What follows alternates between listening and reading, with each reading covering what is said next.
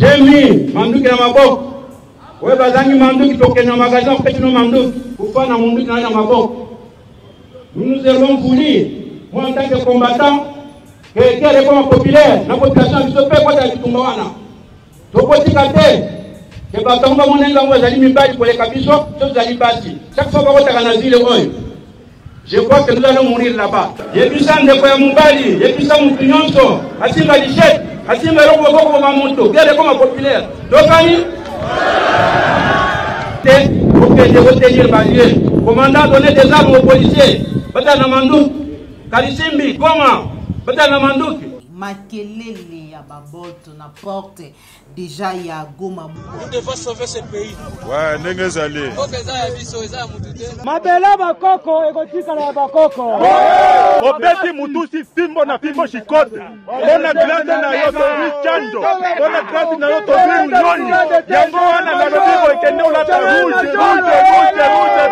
Na tutu wana rupe. Des soupçons se cristallisent sur un soutien qu'auraient reçu les M23 de la part du Rwanda. Nous ne pensons pas que les M23 disposent de cet arsenal militaire, d'où la cristallisation de nos soupçons. Mais ceci dit, nos forces armées ont été, encore une fois de plus, mobilisées pour être sûrs que chaque centimètre de notre territoire national est protégé. Nous devons tous, chacun, nous lever pour qu'aucune tentative, d'aucune manière, d'aucun groupe ou de camp pays quelconque ne tente de prendre un seul centimètre de notre territoire. Si ces mouvements et tous ceux qui a comme force affiliée derrière continuent leur aventure, ils subiront évidemment la force parce que la force est aussi l'alternative qui a été proposée. C'est-à-dire ici, on peut conclure que Makambo Belé Bolobara en opposition, tant beaucoup de pouvoir, beaucoup de réalité Moussoussou, Biloko Belé Bolobara Mabé à Kabila, Boyoko comprendre les lots que les Alans ont raison, les Alans ont pression politique. Par exemple, Kabila a été taxé sous votre régime de l'opposition. Bobenga Kabila est un Rwandais, donc après vous vous êtes rendu compte que Kabila n'a jamais été Rwandais. Ça c'est une vérité.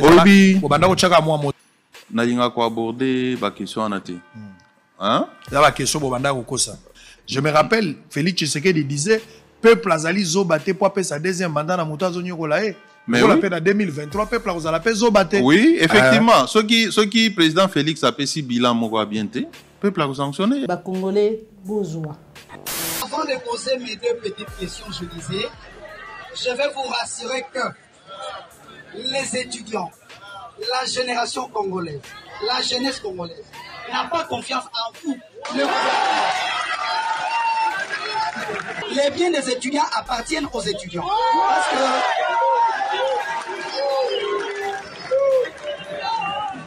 Parce que vous garantissez qu'avec les retombées socio-économiques, les populations vont bénéficier de cette initiative? Je ne garantis pas, c'est ça la réalité, et c'est ce qui a été éprouvé depuis, et nous voyons que depuis l'avènement du chef de l'État, son excellence Félix Antoine Tshisekedi Tshilombo, les choses sont réellement en train de changer. Nous voyons tout ce qui est en train de se faire en termes de réconciliation au Congo. On a vu des acteurs politiques, l'autre qui a accusé l'autre d'être tanzanien, l'autre qui a accusé l'autre d'être zambien, italien. Aujourd'hui, ils sont réconciliés parce que c'est le chef d'État qui a permis. Sans ministre, Nagati Mboka na biso République démocratique du Congo, Mboka chance loko pamba. Ipele biso na makambo etali carburant.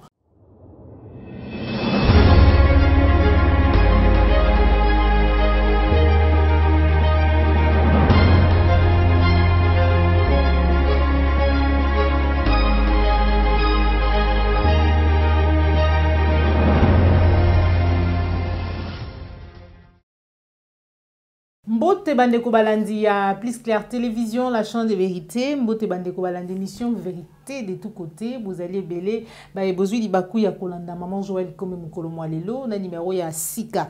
Émission vérité de tous côtés. Autre côté, Namanda Kunabino Mukolomo Alelo, pour être tout solo là. Mambi Matali Mboka Nabiso, République démocratique du Congo. Le lengue na lobaka ete Congolais nyon swazali na droit, le lengue constitution ya Mboka Nabiso epesi ya kopesa makanisma ye en rapport na Mambi Matali Mboka Nabiso ya ko émettre opinion na ye en rapport na Mai Mazali ko lekape ko sala manakati ya Mboka Nabiso République démocratique du Congo. Voilà pourquoi ngai Maman Joël Komenaye lelo liboso na bino po ete to solo na lobaka ete onyon swebimaka onyon sotolobaka elingi ko lakisa tope ko lobate ete tozalaka na boye bi mingi ko leka bino mais kasi to yaka po ete to partager po ete to solo lenga na lobaka ete na ye to solo la na ye kopesa muke ya makanisi na ngai me kasi na lobaka ete yo pozali na possibilité ya kopesa makanisi na yo na nzela ya appel na nzela ya message na nzela ya commentaire oyo koyi kosala en rapport na mazali koleka na kati ya mboka na biso boboto na mabota na bino me kasi ya mboto bande émission na biso mukolo mwa lelo na kopesa matondo mingi na yo Joël Gonago chasseur d'image ozwa misima caméra matondo na cordo puis mafuiko oyo vraiment ozali kobela prompt rétablissement na yo matondo na popo la yombe pe na bainyon so bozwi libaku ya kolanda biso voilà bande ko balandi lo lenge biso so to yebi ete situation sécuritaire ya mboka na biso République démocratique du Congo ezali toujours chaque jour ko faire couler beaucoup d'encre et salive tozali na mboka oyo wapi na kati ya partie est ya République démocratique du Congo bande ko oyo ya biso o bazali na makila lokola biso o bazali ba kolo Congo lokola biso o bazali pena bolingo ya mboka lokola biso bazali kati na situation moko oyo baye bakate soki lelo tolali eske lobi tokolamuka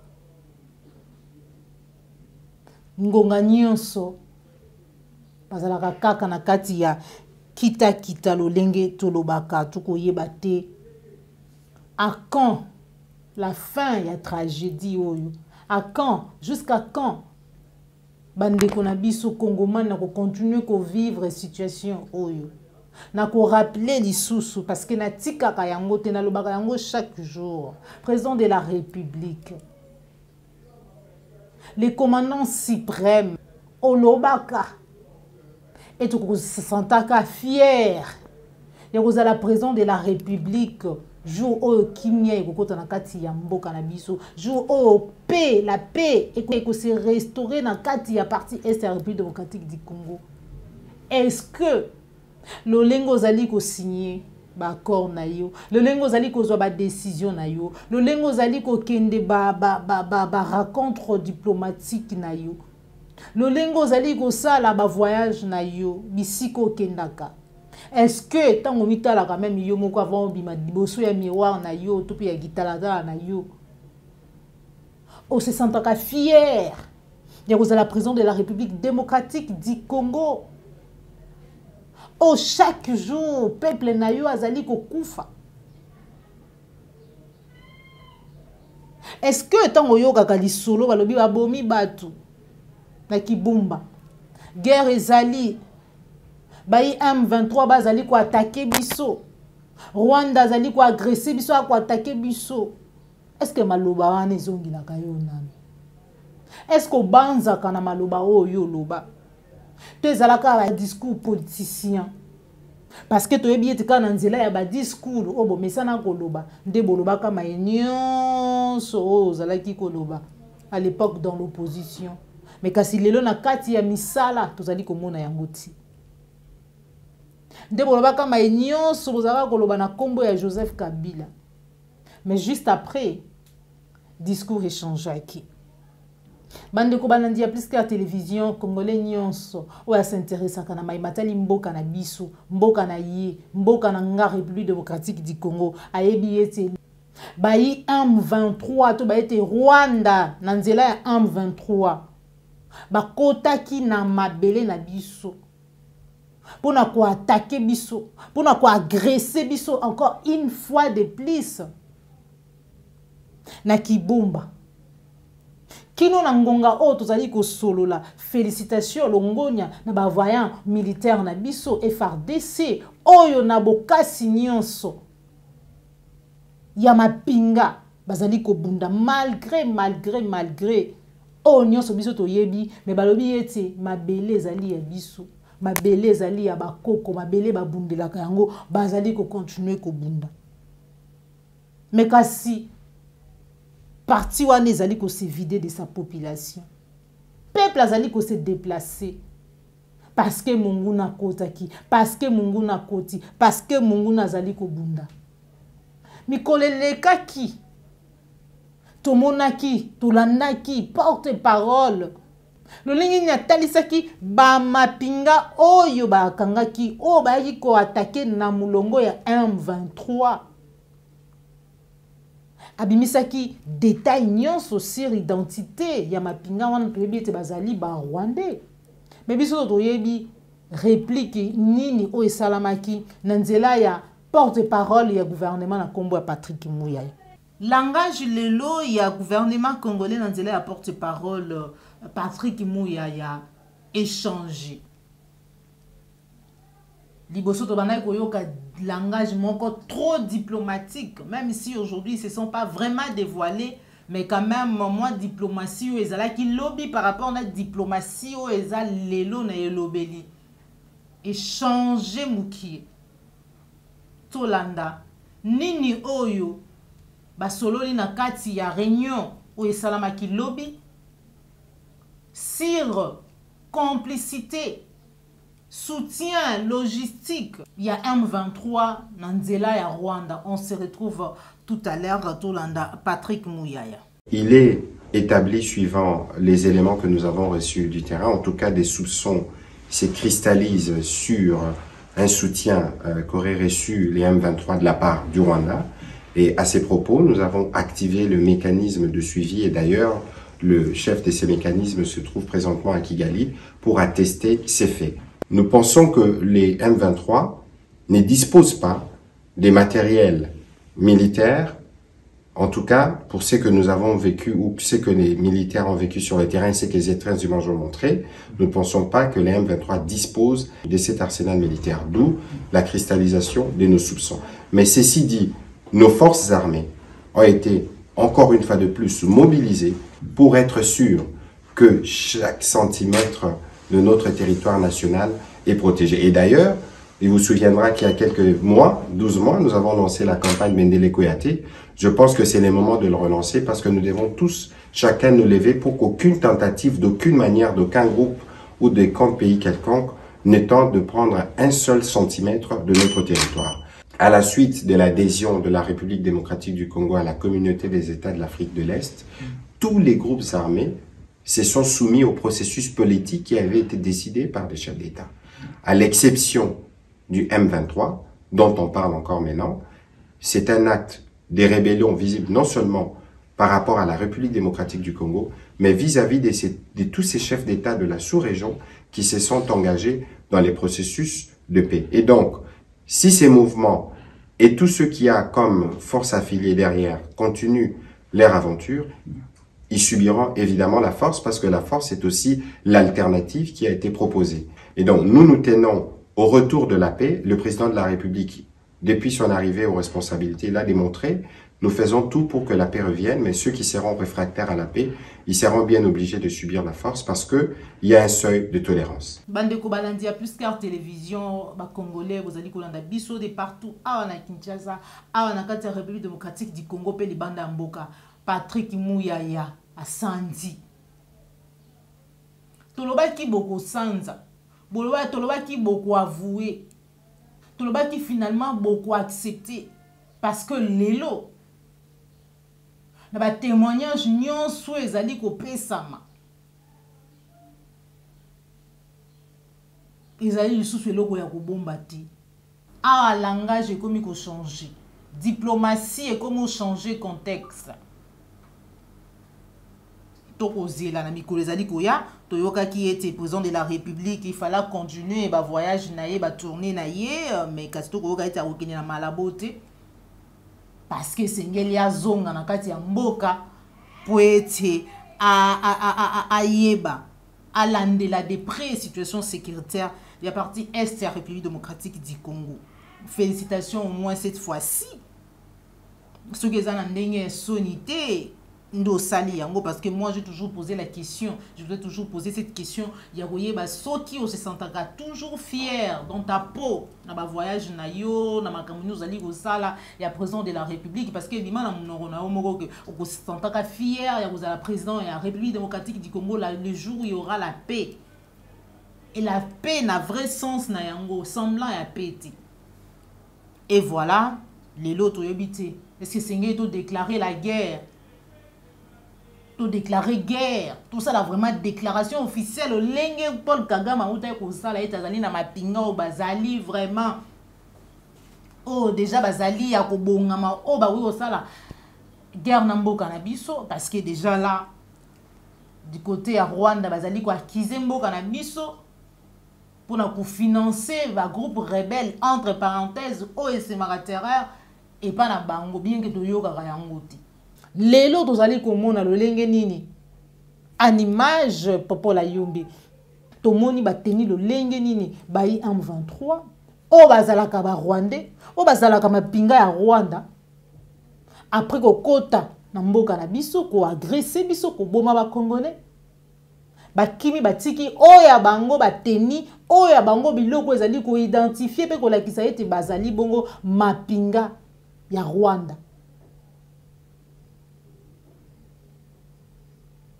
et ko sala passe mikasi toko pesa soutien na biso pour to yebi ete malgré infiltration pe wana ba ba koloba ete nous sommes infiltrés l'armée est infiltrée ba yebi qui sont infiltrés mais oya biso soda mulongo o azali ko bunda o azali na front de toko pesa longonya parce que ozali ko bundela mabele na yo longonya po ozali ko bunda bosomi na yo longonya parce que ozali ko défendre mabele parce que mabele ba défendre yango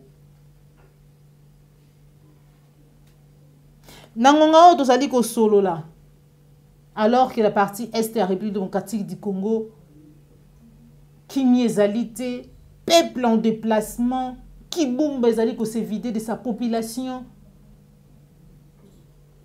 qui miezalité nangonga o ezana maman moko azali ko yeba te soki mwana na ye azali wapi nangonga o ezana papa moko azali ko yeba te soki foyer na ye ezali wapi ezali pe ngonga oyo commandant suprême azali na oya yeba voyage ce que tali ba tweet à un certain moment au tebi fanatisme ezama be ko sala politique ezali vraiment malamu mingi te na kati ya mboka na biso parce que un parent papa moboti oyo azali na souci ya mboka na ye lolenge maloba ya Félix Antoine Tshilombo Tshisekedi bimaka ki à cause de santaka fier ya cause la prison ya République démocratique du Congo le jour où il y aura la paix si vraiment ba propos wana maloba wana ezalaki vraiment sincère ezalaki vraiment cosmétique te nde na ngonga o azali libanda te mikolo elekaki awa na Djougou ba bomaki le président de la République azalaki na Abidjan lipai wapi akena ko dénoncer comment l'armée est infiltrée na ko finga ba enseignant moment na quelqu'un mutu au moment mutu moko azolo ba voilà est-ce que yo yebi agenda ya président de la République ba rendez-vous diplomatique o azanango rendez-vous diplomatique depuis on a koyebisa biso la diplomatie en marche depuis on a koyebisa biso que notre diplomatie est changée les choses ont changé kino lelo panier ménagère ils allaient le lingini situation sécuritaire ils allaient le lingini nous devons sauver ce pays ouais nengezali ouais noko ouais nengezali nasoya nengezali maître Tchétché na lemba ouais wana aseli na mpanzi kuna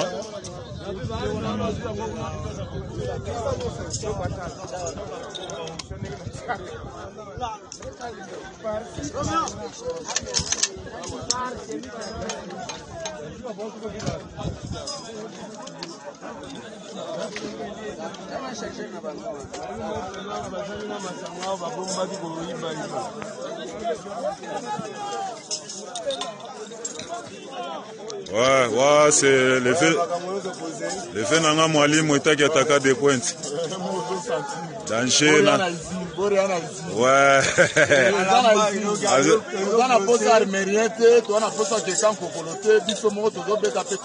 Alaga yo moko etaki mwalimu za wana avec kizaza za wana.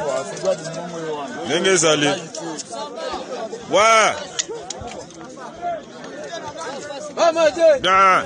Ya. Koko. Ndenge zali. Oh, le roi marquis. Tokos. Bien, vas-y job. Ouais, mon cousin le grand baoba.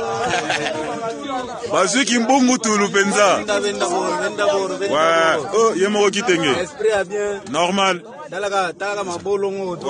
en tout cas, na mona ki Penza.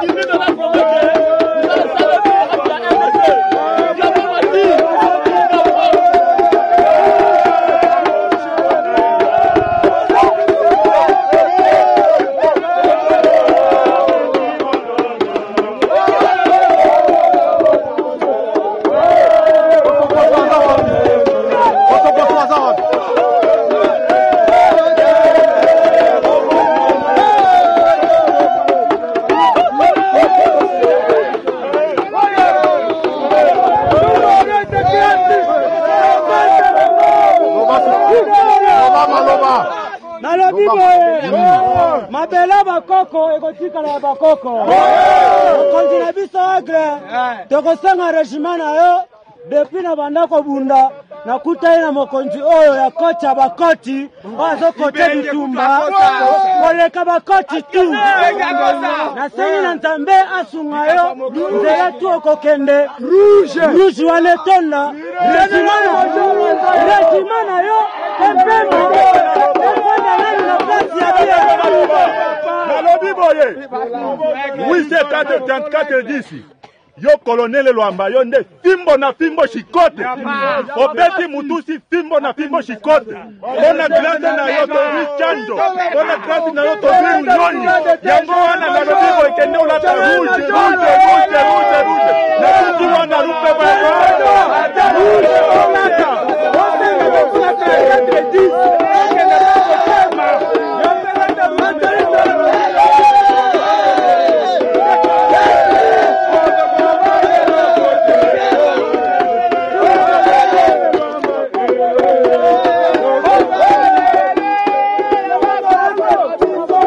En image, Popola Yombe, tout l'andalolengeni, commandant à la police, en rapport on a attaque au Mboka la bisous à Sibir, on se retrouve tout à l'heure. Commandant, on va la cima à bateau na pino, antenne la pesa mitu na minute oi. Biso nyonso, tokolumba na parade, tokozana na kungumu kuna sheria kungumu. Tokani madame. Unité muke élément bakotika na pona regarder ville. Ngai Nagro, j'ai mis à l'heure. J'ai mis Manduki na maboko. Ouais, bazangi Manduki toke na magasin, petit no Manduki. Toyokani? Toko kende biso, j'ai mis Nangai toko zali na bino na chiferi ya bongo mukuna. Toyokani maramu? Pepe. Elongo na bino Pepe na komanda na bino toko zali na chiferi ya bongo mu. Toyokani? Reste ya troupe, Bokambazil, Tokani Maram. Reste ya troupe, commissariat Kalisimbi, commissariat Goma, tenez des points chauds, tenez des positions, Manduki na Maboko, Tokani Maram. Kopanga te, na tena isabino mikolomiso, kufana Manduki na Maboko. Nous nous avons voulu, moi en tant que combattant, que les réformes populaires, la population ne se fait pas de Tumbawana. Tokotika te ke batonga monenga ngo zali mibali koleka biso to zali basi chaque fois bako taka na zile oyo je crois que nous allons mourir là-bas tokali maramu yebisa mwana na ya mukolo yebisa mwasi na yo asimba machete asimba loko moko ya kokoko mapemu tokani guerre wane comme populaire on va comme matiko banso kotila yebisa ndeko ya mubali yebisa mutu nyonso asimba lishet asimba loko boko mamuto gere comme populaire tokani voilà na besoin de temps mingi te pour que je vote dire balier commandant donner des armes aux policiers bata na manduki Kalisimbi Goma bata na manduki bote dire vile bote kize batu malamu na courage kubanga te nungunu ngweza na kumboyoka bakomia opembe bona kubangisa kubanga. C'est vrai, population, so comme on va dire, Bisaka, va comme au Kende, nous sommes les pètes à moi panique. Bon, bolungula panique tokani bolungula panique na mito banda kutenda lukula ndembo zala à l'aise mundu kaza na maboko tokobunda bien tina suka tokani malamu bitumba kwa populaire wabo ma population mbimba comme ça va occuper Goma tokani terminé j'ai mis état-major pour total la mandu dans l'organisation fait quoi vous avez j'ai mis parce que l'état-major vous avez mandu qui OK parce que ton massage vous avez mandu que fait pas de bango direction supérieure Bongo OK. Moi, je parle déjà de la page supérieure Bongo, la page supérieure Bongo. Tolandi biso nyonso lolenge nini a déclaré ete mboka na biso ezali en guerre. Makelele ya baboto na porte déjà ya Goma boyoki lolenge nini mobilisation ezali ko salama.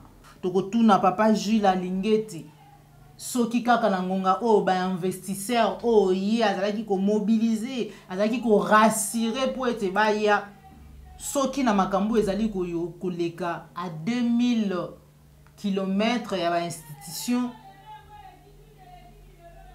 et loko nini o ekoki ko rassurer maintenant là ba investisseur pour ete ba ya au même moment awa na Kinshasa des présidents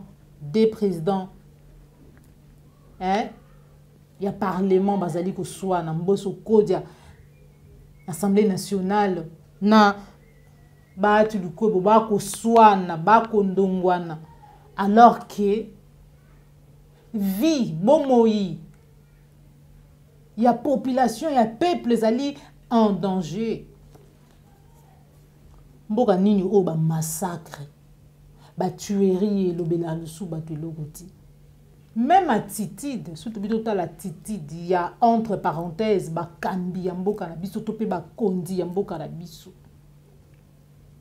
voire même to ba ya président de la République rien à voir na attitude ya mutu o ya président de la République o mboka na ye ils allaient en insécurité pour ne pas dire la guerre parce que Jules Alingeti Lobaka était la RDC n'est pas en guerre.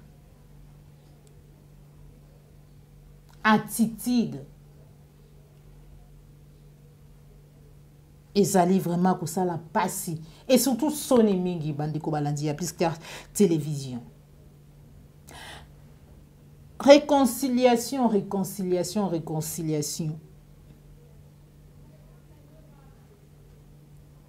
Tu kolanda pe comme na réconciliation katangese mandeko katanga basangani ba bien singeli ba se mettre autour d'une table ba yokana ba se réconcilier parce que boyoka nizala ki susute kati na bango mais batu oyo basangani lelo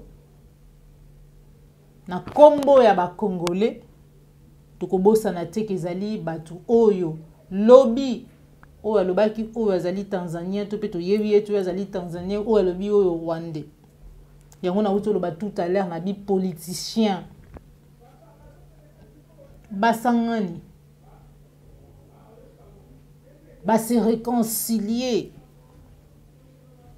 généralement réconciliation ezali eloko moko ya mabeti mais na ngonga nini oyo réconciliation ekoma keloko mabe to réconciliation nini oyo biso ba congolais to ko beta maboko te pe to ko benga yango réconciliation te to zo réaction to pe vidéo oyo ya papa Honoré Ngwanda de Reze mémoire papa oyo bato benga Terminator papa oyo bato finga tongo midi pourquoi mais il disait la vérité.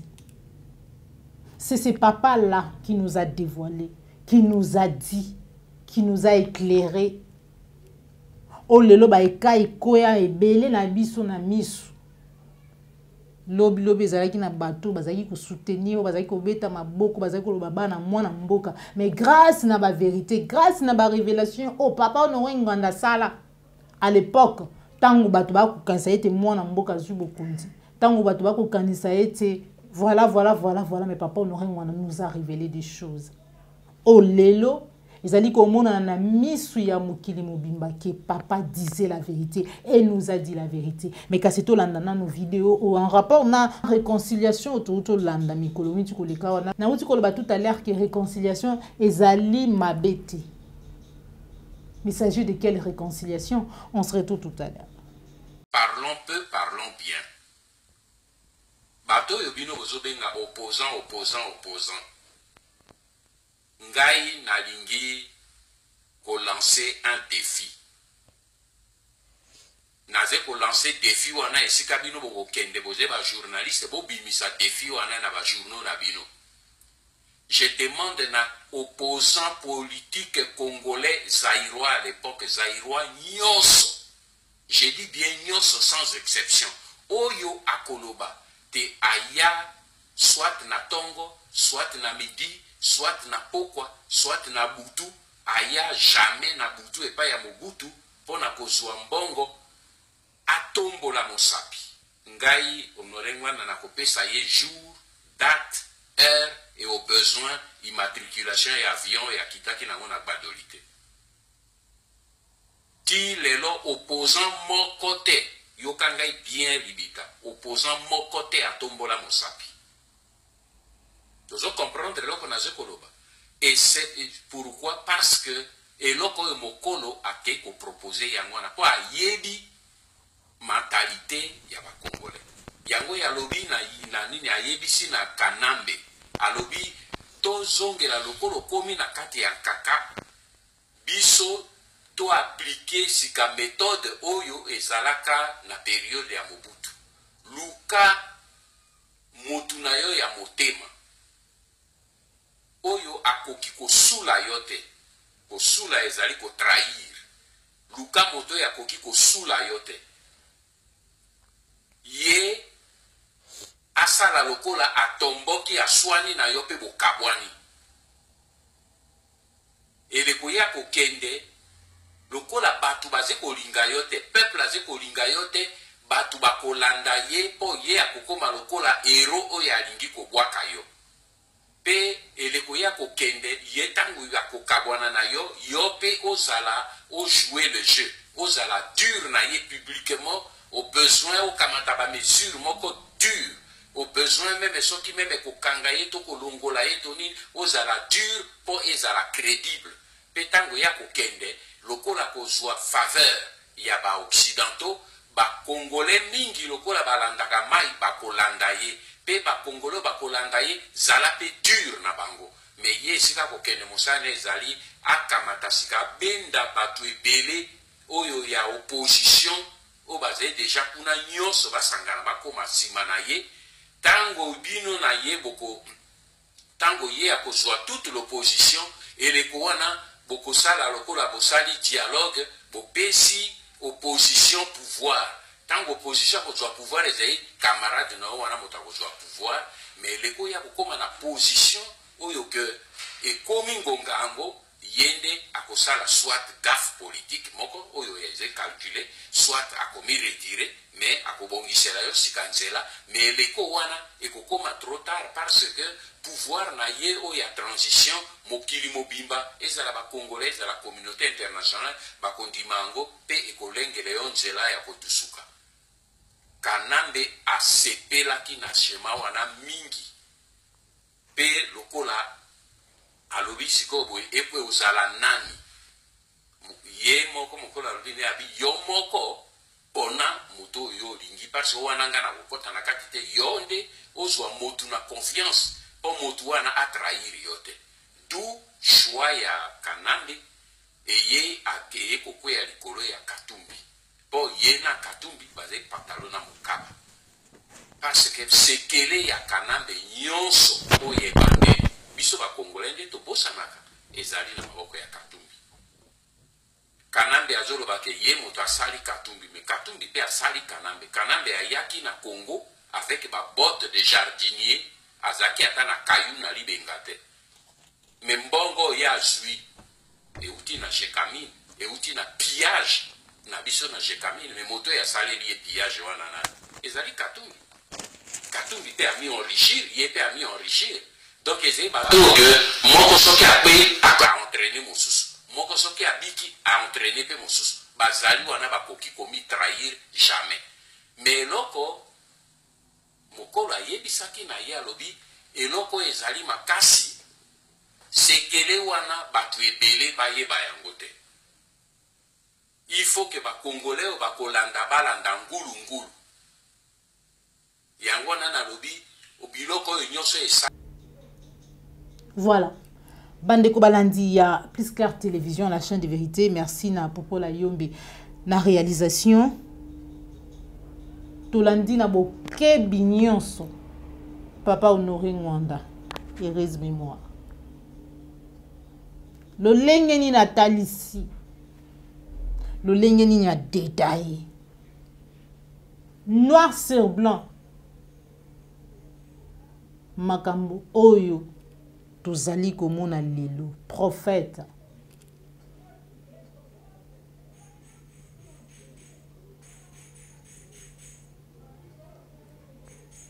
Tofungola misu.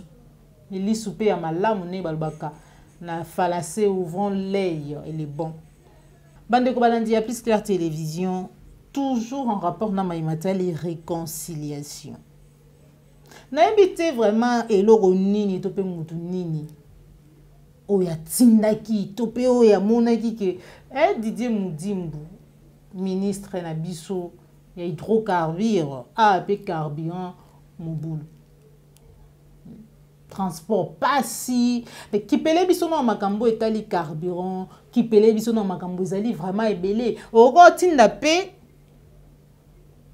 proche na yo moko collaborateur na yo akende ko défendre yo non bato ebele bakoma abona ba communicateur ba journaliste et communicateur baza ebele soki osu ba journaliste et communicateur te okoki na yo pe kozwa kotinda pe na ministère na yo bazali na bato bazali na éloquence bato bazali pinza na maloba o esengeli à la place qu'il faut des mots qu'il faut à la place qu'il faut. Pour na Didier Mudimbu sans toutefois to kota na makambo etali minoko ba paya o ezali ya biso te on se dit quand déjà un ministre a koloba ndenge to kolanda tout à l'heure là on se dit bon vous la ministre donc esenga nango vraiment ebelete dans sa logique ezali netika ke eloko moko ezali kokota na cadre ya bilan ya bilan ya Fachi parce que c'est grâce à lui. C'est parce que Fachi a accepté que réconciliation et ça entre Bakatangue, que Fachi a accepté que Bakatangue bakuta na ba solo la Bakatangue. Jusque là tous eu en gros to continue à fonter, tous en forme. Et que c'est parce qu'il a accepté, c'est parce que il a accordé que bakutana basangana. Donc c'est comme si ezalika na kati ya batif na ye ya bilan o ya ye. To la nana no ministre Didier Mudimbu. On se retrouve tout à l'heure. Que le Congo puisse aller de l'avant, que la population puisse tirer profit de ce qui sort de lui. Donc vous garantissez qu'avec les retombées socio-économiques, les populations vont bénéficier de cette initiative? Je ne garantis pas, c'est ça la réalité, et c'est ce qui a été éprouvé depuis, et nous voyons que depuis l'avènement du chef de l'État, son excellence Félix Antoine Tshisekedi Tshilombo, les choses sont réellement en train de changer. Nous voyons tout ce qui est en train de se faire en termes de réconciliation au Congo. On a vu des acteurs politiques, l'autre qui a accusé l'autre d'être tanzanien, l'autre qui a accusé l'autre d'être zambien, italien. Aujourd'hui, ils sont réconciliés parce que c'est le chef d'État qui a permis qu'il y ait... Régime ndenge niko faya benga kango alobi régime ya rasop ya rassemblement magamba boy. Je crois les détails hein na hotel kolobango awa biso to yoki. C'est lui là qui disait que l'autre était voilà. Sans ministre Nagati Mboka na biso République démocratique du Congo mboka chance loko pamba. Peter Kazadi, député provincial, moko ya IDPS. Bande ko balandi ya Plus Clair Télévision. Peter Kazadi ba congolais besoin. Besoin loko eza confirmation du sousou et ça la bien. Et ça la bien ce qui tu appliqué yango ce qui tu saleli yango Moi, likambo ya muki au Peter Kazadiawuti koloba tout à l'heure na interview aux Zalaki émission au Basalaki Bomona Israël Moutombonso tout à l'heure. Aujourd'hui, Kabila dans l'opposition, besoin de pouvoir. Kabila avait raison, peut-être qu'il était fort dans certains dossiers. C'est vrai que Kabila a zaïka mabina makamnyo sauté. Mais quand les gens essayent de comparer la gestion à Félix Tshisekedi, la gestion à Joseph Kabila, Péro Louar, un célèbre journaliste congolais, prend le courage d'interpeller la population pour envoyer Sabaroba Kabila pardon. Parce que comparativement à la gestion, Monique, c'est vrai que Torko Mabé à Kabila, mais Binonde Mabé coûte l'équipe de Kabila, il faut revenir dans le sentiment. Koloba Kabila vous savez, pouvoir. Mais Kabila à un certain moment, discours n'a bino population, discours n'a bino opposition, et ça va vomir Kabila. Avec la réalité sur terrain, peuple a comaki impatient en changement. À mon niveau, il changer, social et commis problème. Babanek ou espérer opposition sur base du pouvoir mambo change. Opposition est jouée en débino. 3 ans après, par rapport à Nenge Batubaboya qui Kabila Nasuka, Nenge Bino Bozalelo, sur le plan social ou sur tout le plan, vous allez satisfait que vous avez donné au peuple à Lukaki, Tobo Pessinante. Est-ce que vous allez satisfait? Est-ce que la population n'a eu même bateau à voter qui aux autres Rabangon et Lungi? Non, je ne suis pas satisfait. Qu'est-ce qui n'a pas marché? C'est-à-dire ici, on peut conclure que Makambo Bele Bolobara en opposition, tant beaucoup de pouvoir, beaucoup de réalité Moussousou, Biloko Bele pe Bolobara Mabé à Kabila, Boyoko comprendre les lots que les alars en ont raison, les alars à pression politique. Par exemple, Kabila a été taxé sous votre régime de l'opposition. Bobenga Kabila est un Rwandais, donc après vous vous êtes rendu compte que Kabila n'a jamais été Rwandais. Ça c'est une vérité. Nalinga ko aborder la question en athée. Hein? La question Bobanda Kosa. Parce que Makambo nazo comprendre on a ba politicien Makambo Zoloba. En fait, bo embrier peuple na niveau Makambo Bozoloba le ko rattraper bino lobby, c'est-à-dire bozo kosa bozo politicien. Je ne sais pas qui est vrai congolais, qui ne l'est pas. Bino moko Bozoloba Makambo na bino en opposition Boloba Makambo Belé. Je me rappelle Félix Tshisekedi disait peuple azali zobate pour appeler sa deuxième mandat na muto azonyo kolae. Mais on l'appelle en 2023, peuple vous allez appeler zobate. Oui, effectivement. Ce qui président Félix a fait si bilan moko bienté, peuple vous sanctionné. Bolandi malamu. Ndenga yebisaka biso Félix Antoine Tshisekedi. Abi Kongola ayumate, abololete, arabete, aza idiote pour étaper sa deux mandats, tout pe deuxième mandat na muto azali konyo kolaye. C'est de la même façon. Les lots congolais azali zobate, azali yumate, azali idiote, azape bête pour être pesa na Félix Antoine Tshisekedi deuxième mandat. Après échec. Donc congolais moutako sanctionné. Mais comme bino boyebi ke congolais azali koliate, congolais azali nanzala, congolais azali konyo kwa situation sécuritaire boko ko sécuriser bomo ya congolais te. Alors oyo boloba ki pona Kabila, c'est ce qui sera appliqué. Mais moi je crois qu'il n'a point au lelo, et ça que nenga loba ki lobi ke ba koka ko pesa Kabila deuxième mandat, troisième mandat parce que Congolais azali zobate na souffrance nyonso na passe nyonso ari ko pesa mandat mibale na muto azali ko nyokola été c'est la même façon aujourd'hui. Réponse na yo Félix Antoine Tshisekedi. Baba Keti, il fallait moins 600 bis pour na ba étudiants tout pe ba université tout ba bongo ya étendu à République démocratique du Congo mobima mais ba epsa ki bango déjà que noté 100 bus ezalaki déjà après pour na ba transport na bango mais plusieurs mois après, bah étudiant à mon c'était Batomo. Et voilà, ministre ya transport, Azali Bongo, Moko ya ensemble pour la République ou changement ya Moïse Katumbi. Akende ki Bongo, ko kutanana ba étudiant na université pédagogique nationale, là tous allez comme on a rectorat. Pour la kutali sabango, qu'est-ce qui bloque? Mais avant d'avoir sa réaction, qu'est-ce qui fait que Kino Lelo, bus est en circulation, tout nos vidéos, il y a cet étudiant qui a dit tout haut.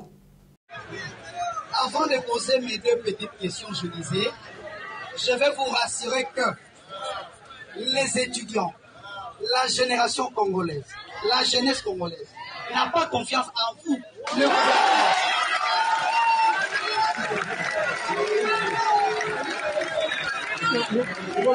Alors, comme il s'agit du Trans Academy qui est une société du transport des étudiants congolais, qui vont le gérer?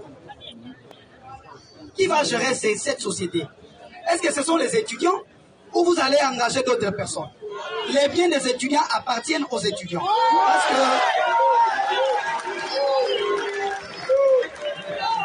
nous avons les étudiants qui sont finis, qui sont chômeurs, mais si vous leur donnez cette société, peut-être ça sera une chose de bon.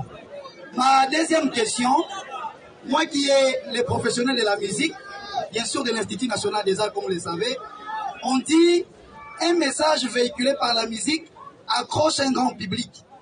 Est-ce que vous êtes sûr? Voilà, Bandeko Balandi Tolandi étudiant, mais Casito soit un extrait. Réponse, il y a ministre Chérubin Okende. On se retrouve tout à l'heure. Quid maintenant du projet Trans Academia? Où en sommes-nous à ce jour? Trans Academia, après étude de faisabilité, ne devrait pas se limiter simplement à Kinshasa. C'est un projet suivant la promesse du chef de l'État qui devra s'étendre au niveau d'autres institutions d'enseignement supérieur et universitaires importantes du pays. Donc, il y a un état de besoin de 600 bus attendus. La commande est déjà passée. En bonne et due forme, en respectant tous les mécanismes de passation de marché. Parce que vous savez, aujourd'hui, avec l'exigence de la traçabilité dans la gestion des affaires de l'État, nous avons des mécanismes à respecter. À ce jour, je suis donc rassuré de vous assurer que la passation de marché pour 600 bus est déjà conclue. Il y a une firme, un consortium chinois qui est appliqué maintenant à produire les bus, quitte à nous les transférer. Deuxième chose, étant entendu que ce projet tient au chef de l'État, au cœur du chef de l'État, il m'avait instruit de lancer déjà le signal fort auprès de la communauté estudiantine. Vous verrez donc, à partir du jour du lancement de ce projet au Palais du Peuple, suivant cette instruction, nous avons déjà 100 bus de disponibles. 100. Et puisqu'il faut vous dire les choses telles qu'elles se présentent dans toute la transparence, sur instruction de la haute hiérarchie, pour matérialiser le début de cette opération, de ce projet, ces 100 bus, moi, en tant que ministre de Transport, j'ai dû engager Transco, donc Transport au Congo, pour disponibiliser les 100 bus. Mais ce n'est pas à titre gratuit. Voilà, Tolandi, ministre Chérubin Okende Kolobaeti, président de la République, a instruit, lui a instruit, n'a évité instruction yango, a zui yango, kakanangunga, oyo. Baetida batomboki. Parce qu'il a fallu baetida batomboka.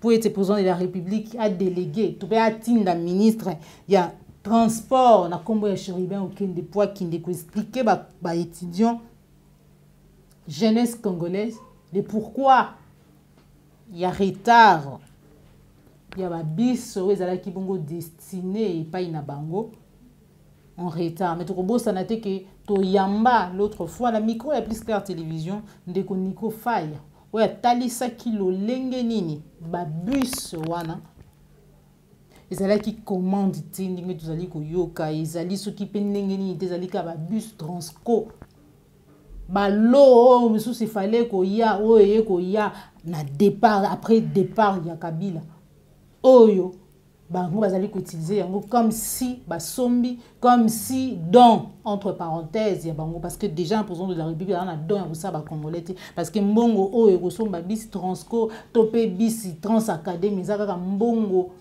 ya contribuable congolais eza mbongo ya shawarma ya moto atekite ezali mbongo ya hamburger ya moto atekite ezali mbongo ya je ne sais pas moi encore naloba nini ya malewa ya moto te ezali mbongo ya contribuable congolais ya étudiant ya ram ya étudiant ya mbongo ya crédit ya étudiant ya plusieurs textes auto futaka na kati ya mboka na biso ezali eza mbongo na biso alors quel don il y a pas de don parce qu'ils allaient droit. Bande Kolandi, il y a plus que la télévision, toujours réaction. Il y a mon amboka Mike Mukibai, où Azali Moko est ensemble. Il y a Moïse Katumbi, on rapporte Nama Matali, réconciliation, rencontre, alliance, je ne sais pas tout bien. Ce qu'il dit, on se retrouve tout à l'heure. Tolandi na boke binyon so bande ko balandi ya plus clair télévision tu ebi ete mikolo mileka ki awa tout mona ki matata mponi o lelo déjà libanda ya mboka bien que mikolo mileka ki azala ki interdit ya ko voyager mais là finalement a voyager azali bongo aux États-Unis ayaki pembeni ya mwana mboka Martin Fayulu ebele ya bato ba décria ki présence na ye pembeni na ye on nous a dit qu'il n'y avait rien d'autre qui a yaki kaka pembeni pour être bas solo la République démocratique du Congo alliance ezalité coalition ezalité loko musu ezali na sénazete mais toyoki makambo yo mwana mboka Mike Mukeba ya lobi toyoki makambo ya lobi par rapport na réconciliation beaucoup taniwana boyoka niwana ya Marti ya Joseph Kabila na Moïse Katumbi tokobosa na te vidéo to wuti kolanda tout à l'heure ya papa Honoré Ngwanda. Chacun de nous a tiré conclusion, à comprendre, et à noter, à zala telema, ya ko lamuka, mais surtout ya ko fungola misu. To komi na suka émission na biso bande ko balandi ya plus clair télévision la chaîne de vérité, bo sala kebele, ba ebozwa ki libaku ya kolanda biso mukolo mwalelo, bo kotisaki biso na bandaku na bino. Na numéro ya sika oyo tozalaki na esengo mokolo mwalelo ya ko partager makanisi na biso ya ko sala commentaire ya ko pesa point de vue sur Mai Mazali koleka koloba mape ko sala manakati ya mboka na biso République démocratique du Congo. Merci na confiance au bozali ko renouveler na kati ya la chaîne de vérité. Merci na bolingo na bino, merci na maïnyonso oyo bozali ko sala. Vous allez soutenir biso de près ou de loin. Vous continuez kokoba na soutenir biso. Vous allez faciliter pour ça na musala na kati ya mboka oyo ezali na ba pression lolenge na lolenge mais vous allez kokoba toujours na ko informer bino pambate sensa na nzela ya olenga nkoi azali ko senga ete mibeko ezala appliquer azali ko senga ete mais oyo président de la République à Lobaka tokobosa na te baby moi ceux qui na comme président de la République ba kashonyon so ya ner ba kashonyon so ya mike ezali ko restreindre ba opinion ya bato ba liberté ya penser ya bato et ko kangama mais lelo ebele ya bato bazali lelo en clandestinité bazali lelo na ba prison na ba cachot. Tout simplement parce que Mouto Emeta qui point de vue Songolo Pakala, liberté d'expression. Sensa Nanzela Olingankoi, Azali Kote, les mapé ko beta sete pour na maimatali liberté. Yamaloba, Yabaye Oyo. Bazali surtout ko sala yango Nanzela ya politique. Dès to kutani bongo mbala ya sima na nzela toujours ya plus clair télévision. Merci na Joël Gonago chasseur d'images, merci na Christian Bopati les référendums, merci na Jean Bembe West papa Laurent Mbopé papa Laurent Bongonza ndoko Dominique Sanal Félix Mbatika Moma Boko Banque depuis Londres sans oublier Jean Bembe West. Au revoir.